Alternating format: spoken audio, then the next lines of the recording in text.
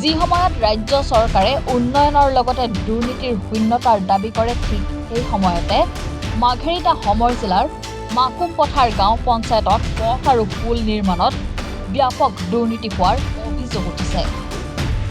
মাকুম পথাৰ পঞ্চায়তৰ অন্তৰ্গত ৩ নং মাকুম পথাৰৰ এটা পথৰ একাংশ নিৰ্মাণ কৰিয়েই যদি আন অংশ আজিও উন্নয়নৰ পৰশ পৰা নাই।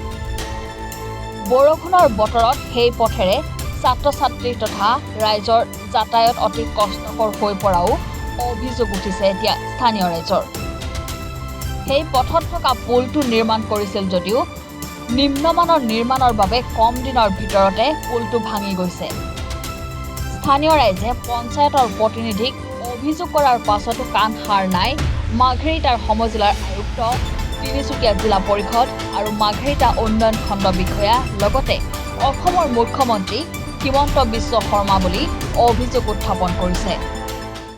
আৰু সৰু সুৰা গাড়ী পাৰ হ'লে হয়, এটা দুটা ৰাস্তাই নাই ভাল, তোৰ ক'ত গাড়ী পাৰ হ'ব। আপোনালোক কমপ্লেইন দিছিলে?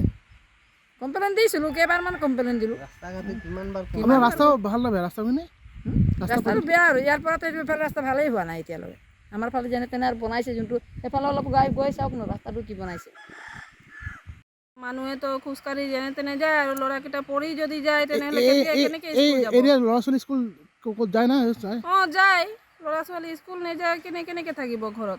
অসুবিধা হয়, বহুত অসুবিধা। ইমান বোকা হৈ যায়, যাবই নোৱাৰে স্কুল। আৰু পৰি গ'লেতো আৰু হৈ গ'ল, কেনেকৈ যাব স্কুল পৰি গ'লে? ক'ত থাকে আপুনি? ৩ নম্বৰ মাকুম পথাৰ। কি প্ৰব্লেম হৈছে আপোনাৰ? মোৰ ঘৰ জ্বলিলে, এতিয়া হৈ গ'ল ৩ বছৰ হ'বই। এতিয়ালৈকে মোক ঘৰে দিয়া নাই, দিম কৈ আছে, দিয়াই নাই। কোনে কৈছিলে? মাম্পী বাইদেৱে কৈছিলে, নাই দিয়া।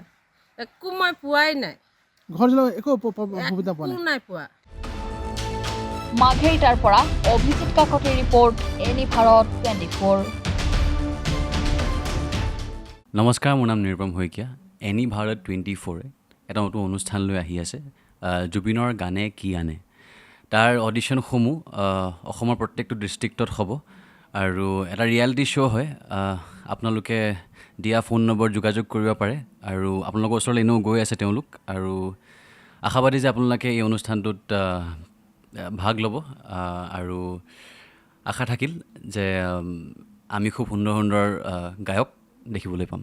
ধন্যবাদ।